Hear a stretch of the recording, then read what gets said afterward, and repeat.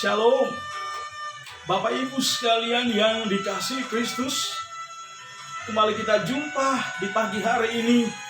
Saya akan memberkati kita dengan kebenaran firman Allah yang saya beri judul, hadiah terbesar adalah keselamatan. Hadiah terbesar adalah hidup kekal yang sudah diberikan oleh Allah buat kita umat manusia. Yang saya ambil dari kitab Wahyu pasal 21 ayatnya yang ke-7. Bunyinya demikian, barang siapa menang, ia akan memperoleh semuanya ini. Saya ulangi, dalam Wahyu 21 ayat yang ke-7 bagian A, barang siapa menang, ia akan memperoleh semuanya ini. Saudara yang dikasihi Kristus, kehidupan manusia memiliki kerinduan yang sangat besar semua supaya diselamatkan oleh Tuhan atau luput dari hukuman Allah. Saudaraku, memang manfaat atau dampak dari keselamatan itu ada hal yang sangat hakiki dalam hidup kita. Dalam kitab Efesus pasal 2 yang ke-10 dikatakan oleh firman Allah supaya kita hidup di dalamnya. Saudaraku, kita hidup di dalamnya. Kalau kita konvers dengan Wahyu pasal 21 ayat yang ke-7 tadi, bahwa umat Allah didorong oleh kebenaran firman Allah. Barang siapa menang, ia akan memperoleh semuanya ini. Dalam perjalanan hidup manusia, kita diibaratkan bagai seorang peragawan. Dia berada dalam laga untuk memperoleh kemenangan. Tentu harus menjadi orang yang nomor 1. Saudaraku, ayat firman Allah ini diingatkan kepada kita. Baik dalam Wahyu 21 ayat yang ke-7 dan Efesus 2 ayat 8 hingga yang ke-10. Barang siapa menang, ia akan memperoleh semuanya ini. Kata semuanya itu adalah melalui perjuangan yang sangat panjang. Menjadi orang Kristen bukanlah mudah, membalik telapak tangan.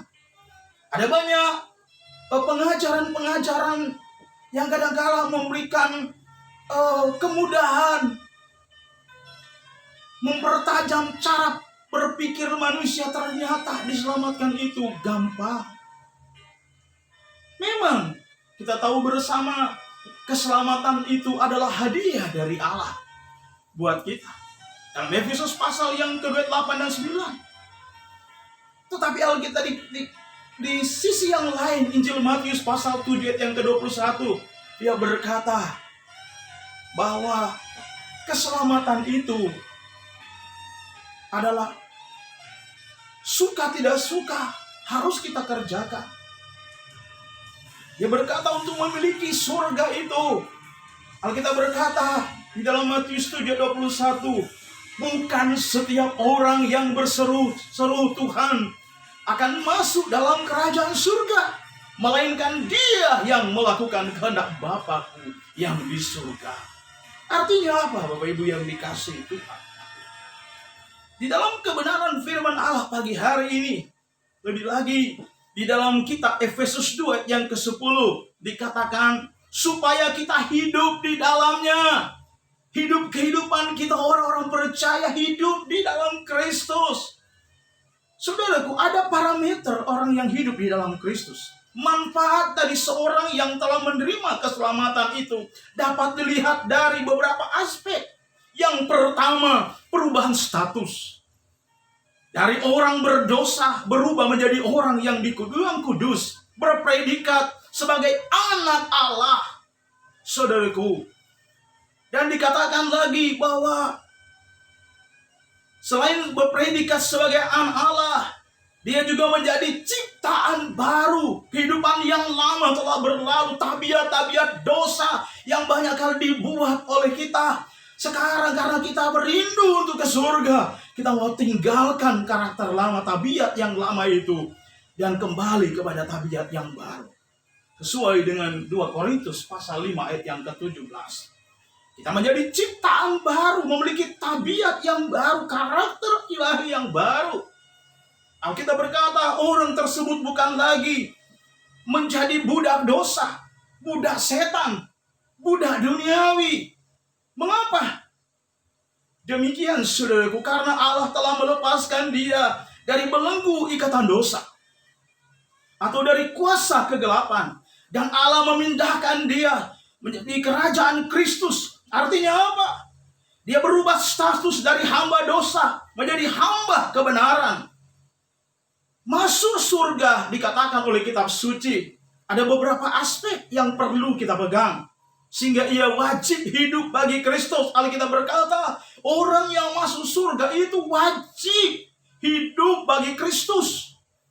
Sesuai dengan Kolose pasal 1 ayat yang ke-17. Yang ketiga, secara rohani, ia tidak lagi mati karena telah hidup kembali menjadi warga kerajaan Allah. Yang keempat, ia tidak lagi terhilang di hadapan Kristus karena sekarang berada di dalam Kristus. Yang dulu jauh sekarang menjadi dekat. Yang kelima, ia tidak lagi hidup dalam perbuatan yang berdosa, tapi berbuat apa yang baik dan benar di mata Tuhan. Yang keenam, ia tidak lagi berhutang kepada Allah, karena dosa yang dia perbuat sudah bersih, sudah diampuni pelanggarannya oleh Tuhan. Saudara yang dikasihi Tuhan. Yang ketujuh, ia tidak lagi berada di bawah kutuk, di bawah hukuman Allah, karena telah dibenarkan oleh Allah dengan cuma-cuma. Dalam Roma pasal 5 ayat yang ke-1, ayat 8, 9 dan ayat 18, di sana dijelaskan ia tidak lagi berada di bawah kutuk dosa, di bawah hukuman Allah, tetapi karena telah dibenarkan oleh Allah. Yang ke-9, ia bukan lagi orang yang terbelenggu dan tidak berdaya, tetapi ia mempunyai kemampuan untuk oleh Roh Kudus menjadi penurut Allah, menjadi penurut Allah yang setia hingga garis akhir. Saudaraku, karena itu dampak keselamatan yang dapat dilihat dengan nyata, dapat dirasa, dapat dinikmati. Dampak dari keselamatan dari seseorang, pertama, jemaat itu hidup dalam kapasitas, artinya anggota jemaat itu akan bertobat dari dosa-dosanya dan bertumbuh dalam kebenaran sebagaimana wujud yang diselamatkan oleh Allah. Dan jemaat itu akan hidup kembali dalam kapasitas sebagai jemaat yang memiliki apa? Dampak dari perbuatan baik dan benar di mata Allah. Dia berkomitmen mengambil bagian dan mendukung serta mengambil bagian mendukung pelayanan kegiatan gerejawi setiap saat. Dia suka berkorban, suka berdoa, suka memuji, menyembah Tuhan. Dia suka mendahului Tuhan, mendahulukan orang lain. Dampak dari orang yang sudah diubahkan oleh Tuhan, orang itu suka melakukan perkara-perkara yang menyukakan hati Tuhan. Dalam pekerjaan Tuhan, baik itu dalam melakukan kebenaran Allah, ada banyak contoh melakukan kebenaran Allah. Saudaraku, selain dia memenangkan orang-orang yang di seputar yang belum mengenal Tuhan, dia mempengaruhi kehidupan rohani mereka. Kehidupan mereka yang mungkin telah jauh dari Allah, dia akan mempengaruhi kepada hal-hal yang positif, membawa orang-orang yang berdosa datang kepada Tuhan. Saudara yang dikasihi Tuhan, baik ada contoh dalam Alkitab, di dalam kitab Kisah Rasul pasal 10 ayat 1 hingga ayat yang keempat. Seorang perwira Itali, itulah Cornelius. Dia adalah memiliki bobot yang luar biasa, karakter Allah yang luar biasa. Dia punya pengaruh keimaman dalam keluarganya. Alkitab berkata, wah, perbuatan baiknya dicatat oleh Tuhan di dalam kitab kehidupan kekal. Dia beramal, dia melakukan pekerjaan, mendopang pekerjaan Tuhan. Baik itu berkorban untuk pembangunan rumah sembahyang. Baik itu dia mengembalikan milik Tuhan, yang haknya Tuhan harus dia beri. Baik itu dia berkorban syukur karena dia berhasil dalam hidup, atau karena menghadapi problema dan masalah, dan dia mampu menjalani hidup, dan dia boleh selesai menghadapi masalah karena ada jalan keluar, karena kehadiran Tuhan. Dia korban sukarela, dia ada korban khusus. Saudaraku, Alkitab berkata orang-orang seperti itu adalah dampak daripada dibaharui hidupnya, karena dia tahu bahwa dia pasti akan masuk surga. Saudara yang dikasihi Tuhan, firman Allah pada saat pagi hari ini, Tuhan mengingatkan kita sebagai umat Allah. Apa dampak keselamatan dapat lihat dengan nyata dalam jemaat hidup dalam kapasitasnya? Kita sudah tahu bersama. Buah-buah pertobatannya, ya, dia bertumbuh dengan baik dan benar di mata Tuhan, dapat dilihat dari gaya hidupnya setiap hari. Saudaraku yang dikasihi Tuhan, maukah kita mengerti firman Allah yang baru kita dengar serta mengaplikasikannya di dalam hidup kita setiap hari? Sudahkah kita melakukannya? Biar kiranya rahmat yang selalu menaungi kehidupan kita, sehingga kita melakukan kebajikan-kebajikan selagi masih ada kesempatan. Semua perbuatan-perbuatan baik umat-umat Allah, semua dicatat oleh Allah dalam hidup, dalam kitab kehidupan kekal. Karena itulah, kalau kita mau memiliki surga, mari kita lakukan perkara-perkara yang menyenangkan hati Allah. Demikianlah kebenaran firman Allah yang kami sampaikan pada pagi hari. Mari kita tunduk kepala, kita berdoa.